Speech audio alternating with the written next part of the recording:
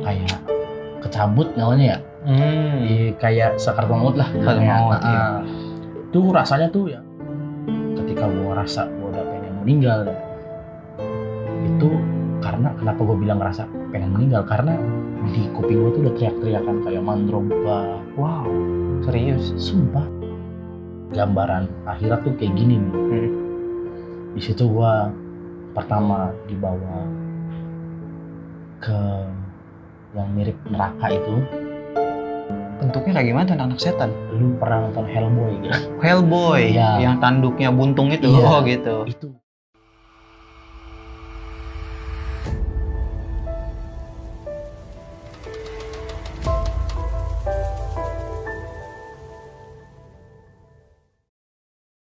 Assalamualaikum warahmatullahi wabarakatuh.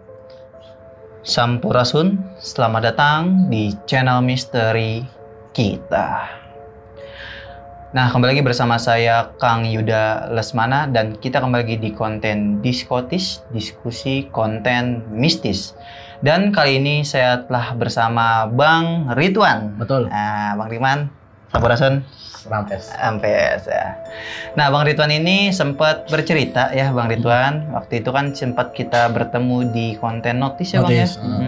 Nah, katanya Bang Ridwan ini memiliki pengalaman yang dimana ia pernah merasakan suatu fenomena, yaitu fenomena mati suri. Bener ya, Bang ya? Betul.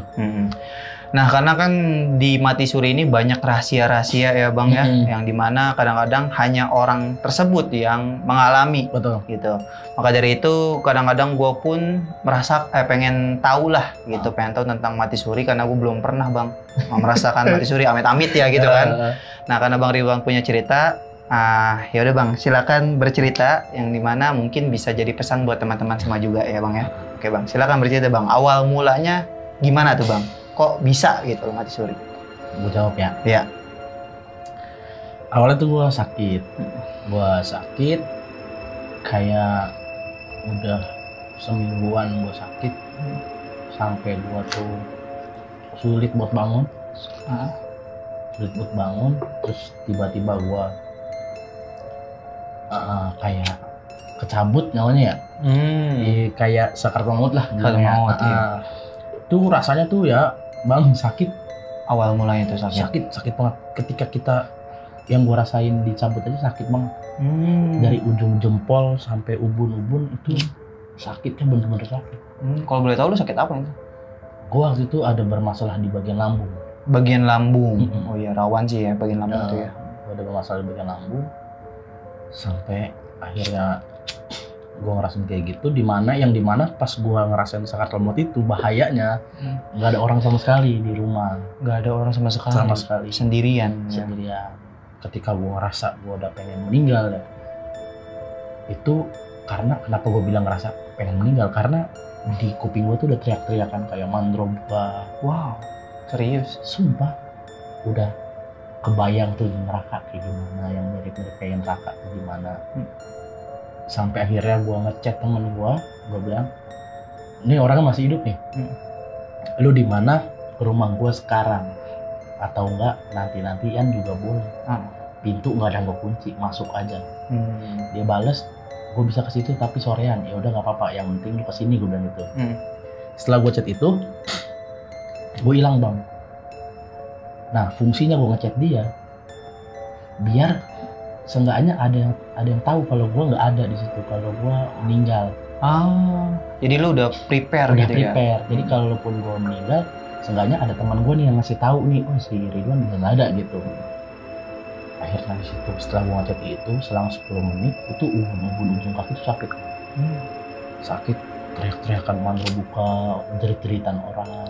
Oh, udah ngedenger itu ya? Udah kebayang api itu udah. Sampai akhirnya gue mungkin dibilang ngembusin napas terakhir ya. Itu gue langsung bener-bener hilang. Hilang gimana tuh? Hilang tuh kayak udah nggak sadar. Tahu-tahu gue ada di tempat yang aslinya nggak pernah gue kunjungin sama sekali gitu. Oke. Kayak ibaratnya kayak dikasih gambaran antara akhirat sama dunia kali ya. Oke. Gue dikasih kayak gambaran akhirat tuh kayak gini nih. Di situ gue pertama dibawa ke yang mirip neraka itu, bener nyata kayak orang kesiksa. Oke. Orang yang dipotong tangannya, yang dicambuk, sampai mereka pada jerit-jeritan. Wow. Sampai bahkan gue dengar sampai ada orang yang pengen balik lagi ke dunia. Dia teriak, saya nggak sanggup di sini. Oh itu, lu udah mulai mengalami kejadian-kejadian itu? Iya. Tapi pas, mohon maaf ya gue potong sedikit, pas lu diangkat ke, kan contoh nih, kan kalau orang meninggal tuh rata-rata kan kayak keluar dari tubuh. Itu lu gimana tuh perjalanannya? Itu yang gue bilang, hilang, kayak teleport. Tiba-tiba gue di tempat asing dia nggak pernah ke situ. Oh jadi nggak kayak kelihatan malaikat yang ngangkat atau enggak gitu ya? Enggak sama sekali, nggak kelihatan malaikat atau apa. Tiba-tiba di tempat itu? Tiba-tiba kita teleport, kita di situ, dikasih gambaran, dikasih dia, dan di situ dia di yang tempat yang mungkin gue nggak tahu itu neraka atau bukan ya. Karena kan nggak ada yang tahu kan. Benar. Ya, di situ pun gue ngeliat banyak kayak anak-anak setan. Anak-anak setan yang ditugasin buat turun ke bumi itu. Bentuknya kayak gimana tuh anak setan? Lu pernah nonton Hellboy gitu? Hellboy ya. Yang tanduknya buntung itu. Iya, oh gitu. Itu persis kayak Hellboy. Cuman bedanya dia tanduknya merah. Oh, merah. Sekujur tubuh merah juga itu. Sekujur tubuh merah. Wow. Sampai yang digambar-gambar stiker yang megang garpu tuh kan? Iya. Bahkan hampir kayak gitu. Hampir kayak gitu. Iya, 70% lah mirip. Sama yang apa kita lihat. Gitu. Iya. Berarti kan udah ngasih tanda kalau ini kayak gini nih gitu kan. Benar. Terus di situ gua ngeliat banyak orang yang Jorokin ke dalam api itu. Oh, dalam lahar itu ya. Wow. Kayak lu tuh nggak bisa siap tuh nggak lu. Nggak yang tar lu ya gue siap-siap dulu, nggak bisa. Karena posisi lu meleng nyembur, posisi lu lemah nyembur gitu ya. Iya. Dan di situ kayak apa ya dibilang, kayak kompor. Lu tahu api tabunan nggak? Tahu. Kan kalau apinya redup dikasih kayu lagi. Iya. Biar nyala lagi. Kayunya itu manusia. Kayu manusia? Manusia di situ tuh kayak kayu di neraka. Jadi ini apinya kurang gede nih, cemplungin. Ini apinya kurang gede nih, cemplungin. Kayak gitu. Wow. Gue tuh sampai mikir sengeri itu ya, menakutkan itu. Iya, bener bang, apa yang kita baca tuh yang di buku-buku azab. Kesannya nyeleneh ya. Iya. Tapi ada benernya. Ada benernya yang ditusuk, yang lidahnya dipotong.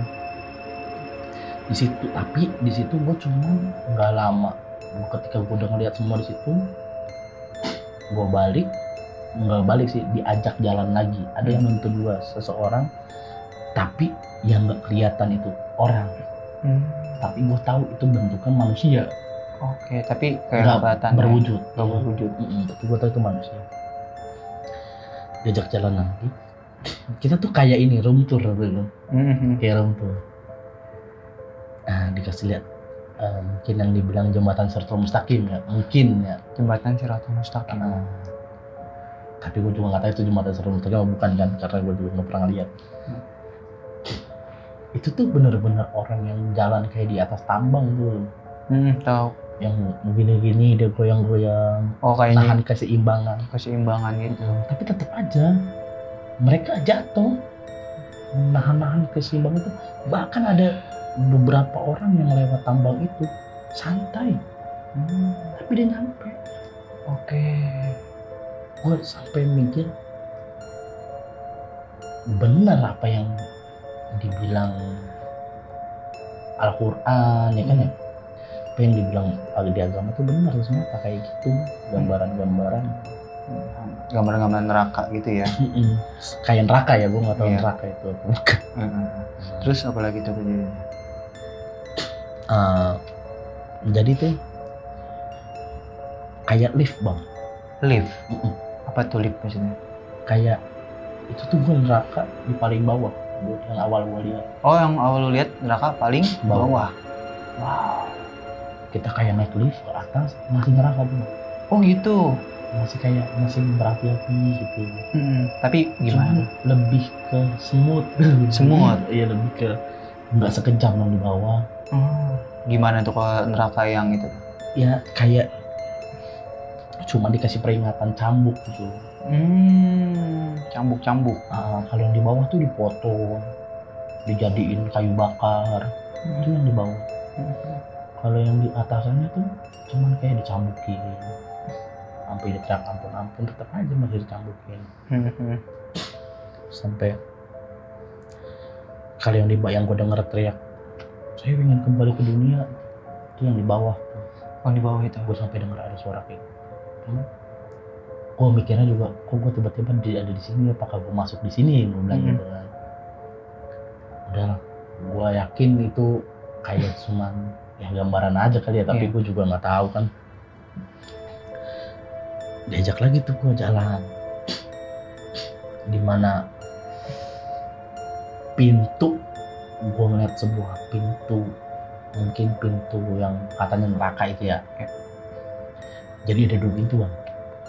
Oke, 2 pintu. 2 pintu itu yang menuju menuju ke surga sama neraka. Oh gitu. Gue ngeliat istilah 2 pintu yang gede, ya nggak gede sih. Tingginya seukuran pala manusia. Seukuran pintu biasa. Cuman kayaknya mewah aja gitu kayaknya. Gede. Kayaknya megah aja. Padahal mah kayak biasa gitu, tapi kelihatannya megah aja. Ada 2 pintu bang. Pintu yang pertama kebuka. Nggak ada yang ketutup, nggak ada yang nutup dan nggak tertutup. Bebas masuk. Pintu kedua itu terkunci rapat.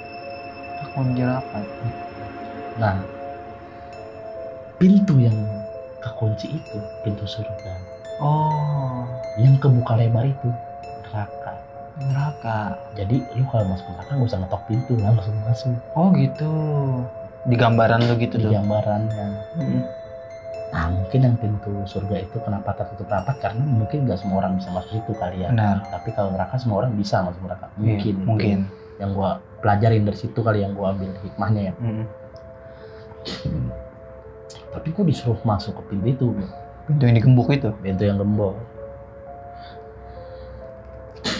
Gua disuruh masuk pintu yang gembok, gua bilang itu kekunci, nggak bisa. Terus tiba-tiba bener-bener kebuka. Udah. Di situ gue disambut. Bahkan gue sampai dengar ada yang teriak, suaranya megah banget, suaranya gelegar gitu. Dia ngomong, dia ngucap ahlan wa sahlan, kan arti selamat datang. Di situ gue ngambil hikmahnya, ketika lo masuk surga itu bener-bener disambut tuh, diistimewain ya. Di situ gue berjalan. Kan kalau di neraka kan gue bilang gue berjalan, ya maksudnya dituntun. Kalau ketika gue masuk surga itu mungkin surga ya, itu tuh gue nggak jalan kaki. Enggak, gue dinaikin kereta kencana. Diajak muter tuh keliling.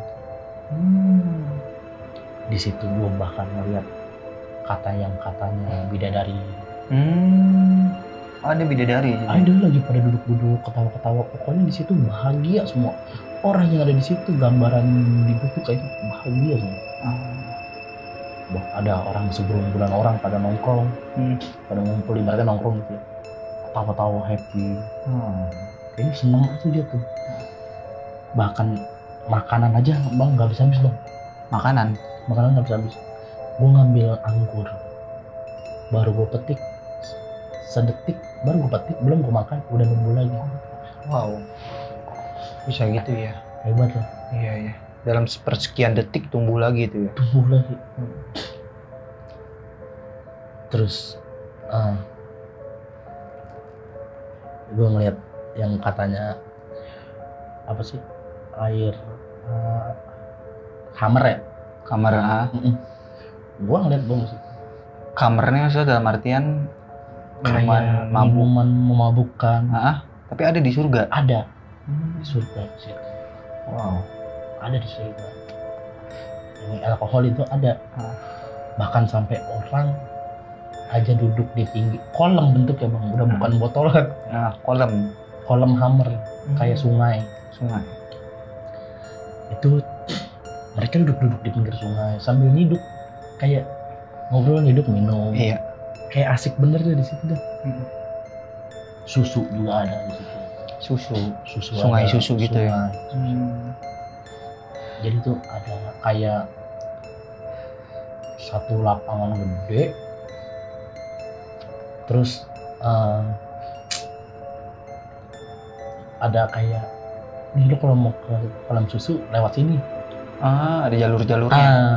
Jadi kalau mau ke hammer lewat sini. Kalau mau ketemu bidadari lewat sini gitu. Oh. Ada jalur-jalur. Jadi nggak langsung tok lu masuk tiba-tiba ada itu. Semua enggak. Pandangan kita luas, cuman banyak belokannya, banyak cabangnya. Lo mau kemana aja nggak tembusan. Pokoknya lu mau belok kemana aja ujungnya kebahagiaan gitu. Oke.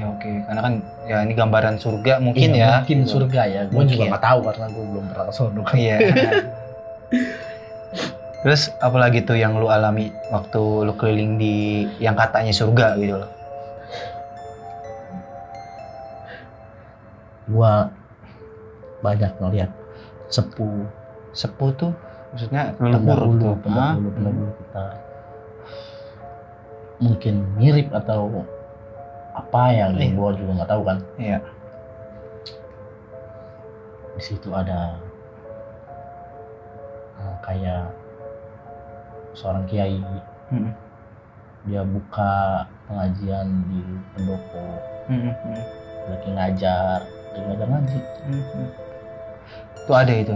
Ada gambarannya di situ. Anak-anak pada bahagia bener belajar sama dia tuh, sama orang itu. Yang gua nggak tahu itu siapa. Sampai di situ ada kayak ceramah bergantian. Stop, nggak berhenti. Tuh ceramahnya lu denger nggak tentang apa gitu? Di situ kita dengernya samar. Mungkin karena ya rahasia kali ya. Iya. Apa yang diomongin ya. Samar dengernya, tapi itu rutin. Enggak kayak 24 jam non-stop itu.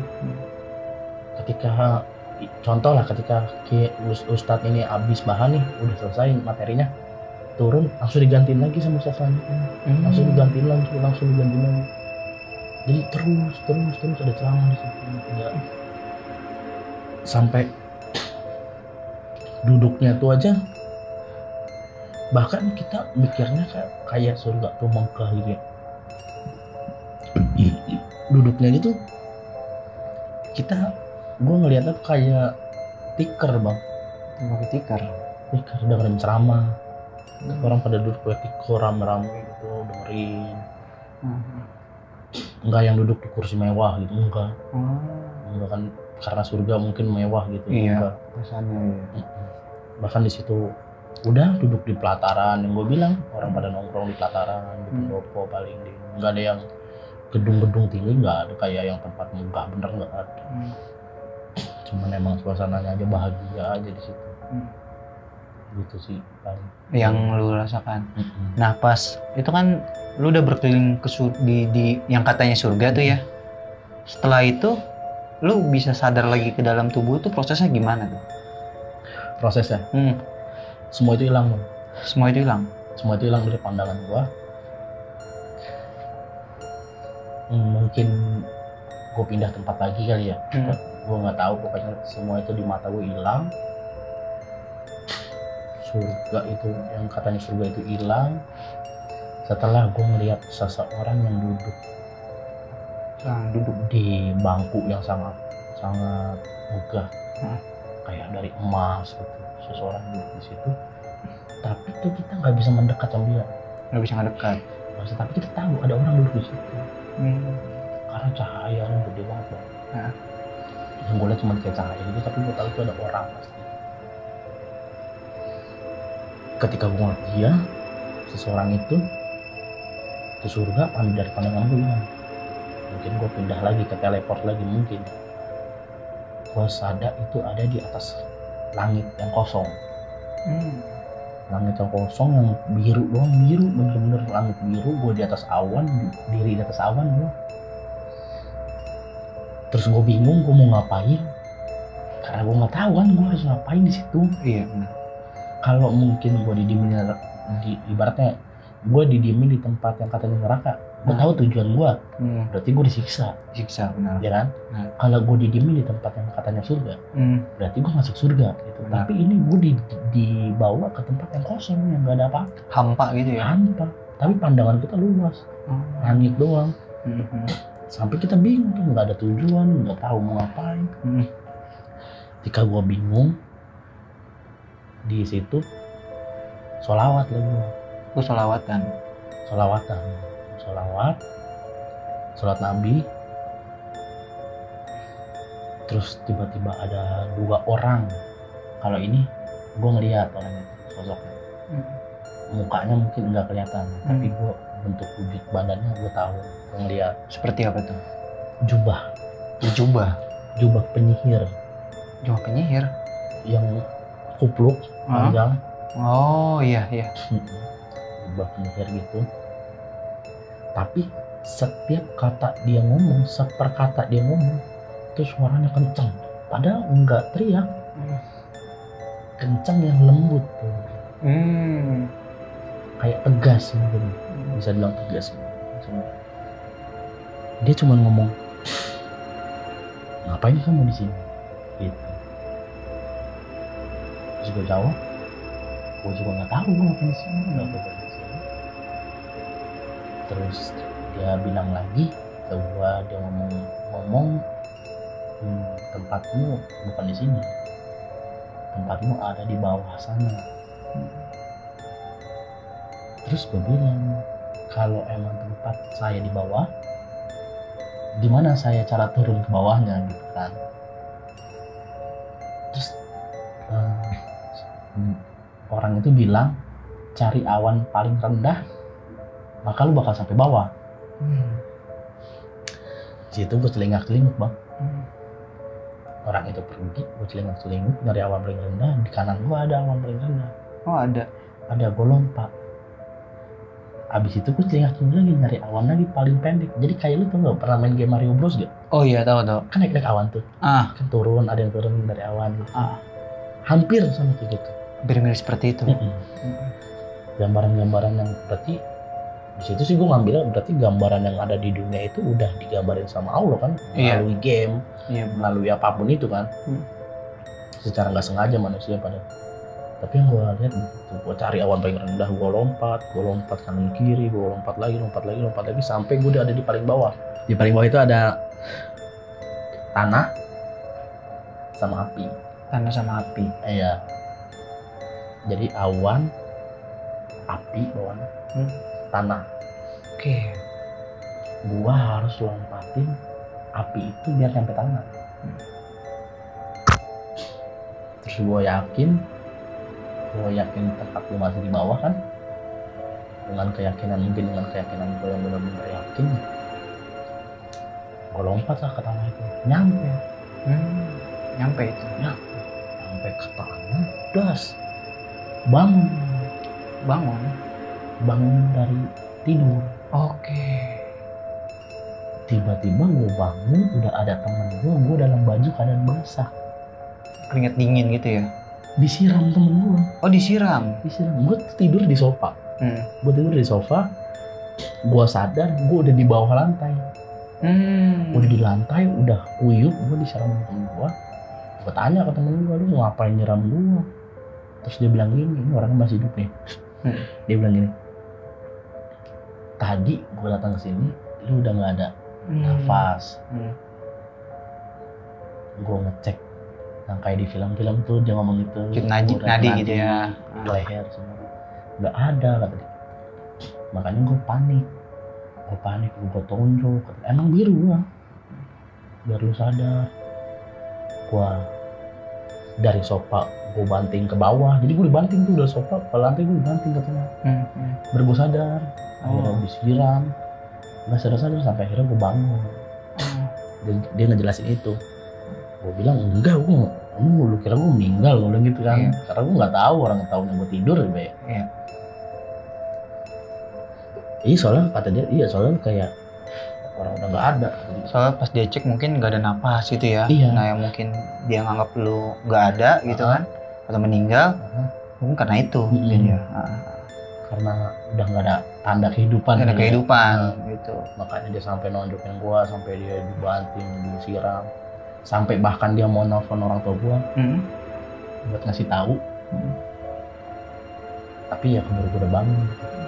Lu percaya nggak? Gua tidurnya itu ngabarin temen gua itu jam 1:30 siang.